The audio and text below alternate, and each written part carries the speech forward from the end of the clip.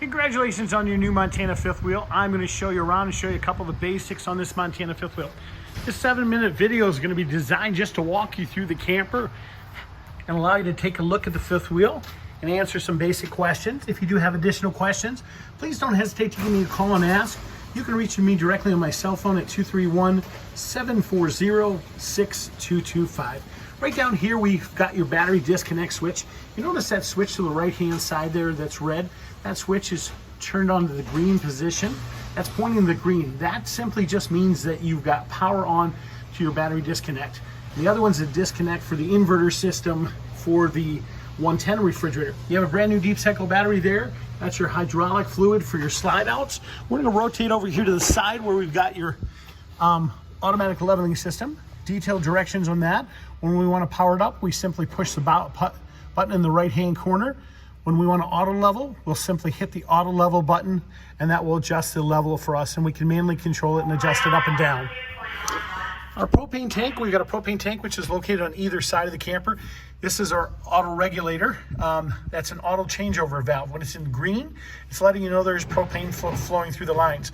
Whichever direction the propane is drawing from is the direction this little tab is pointed.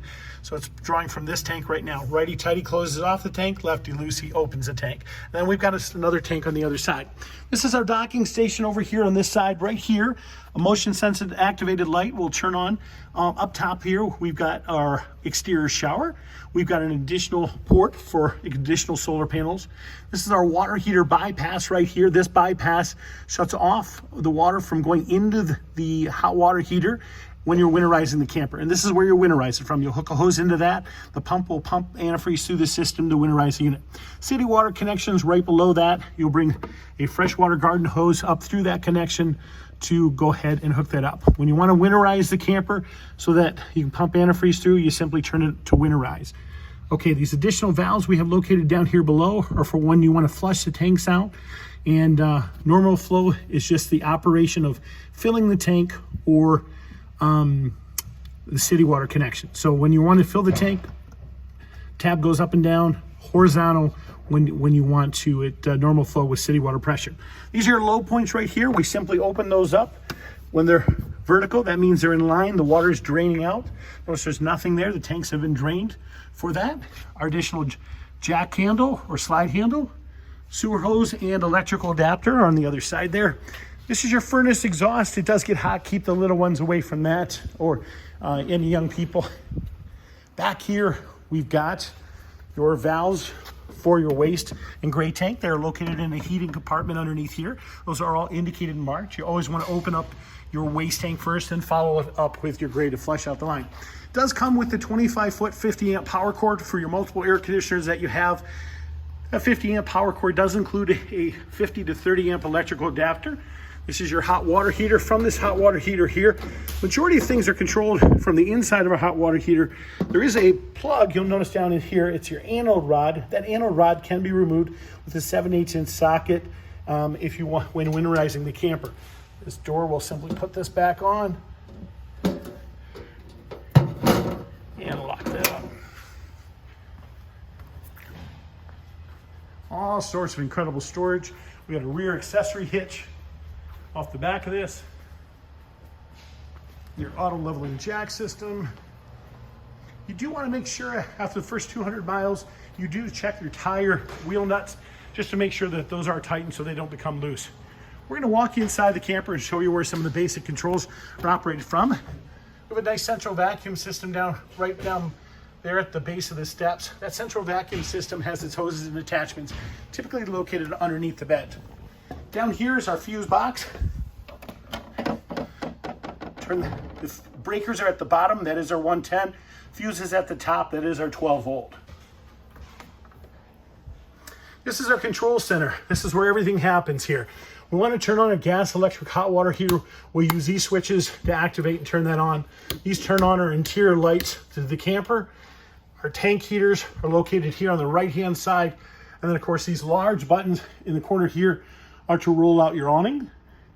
And the ones at the bottom, of course, are to roll out the various slides. This unit does have 5 slides, so you've got 5 buttons.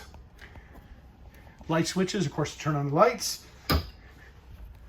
And we're gonna walk up into the living room area here. Down in here, you can see the additional switch, which controls the pop-up of the TV right there. Your fireplace, turn that on. There's a power button. You just simply hit that. That'll turn the fireplace on. You can adjust the colors, the temperature settings. Shut that off. Stereos are pretty self-explanatory. I'm just going to scan around here in the room.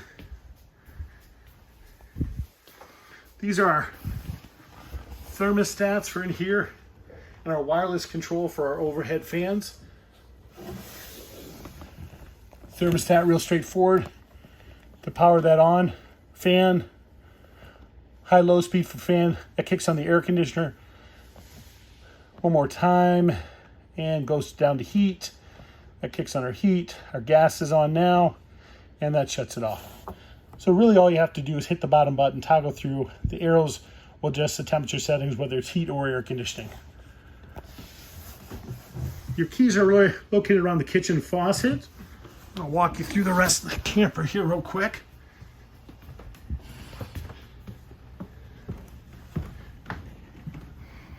Refrigerator, as you know, is a 110 refrigerator, so it has its individual temperature controls inside. You do have additional ground fault plugs throughout the unit. Those ground fault plugs, if they're pushed or need to be reset, oftentimes the button will become popped out, or the light will become tripped and change to a red color. Want to go to ignite your stove? Real simple. Pull back the stove cover first. Make sure the gas is turned on outside. This is our spark igniter. You hear it sparking. All you do is simply turn this. You'll turn this red. You'll push that. It will ignite the flame.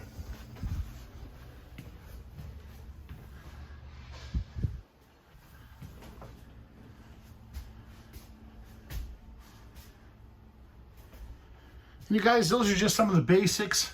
We do appreciate your business. We hope you enjoy your new RV. We thank you for buying from Lakeshore RV Center. Please feel free to give me a call. As I mentioned, if you do have any additional questions, you can reach me directly on my cell phone at 231-740-6225. Thank you and have a great day and enjoy your new RV.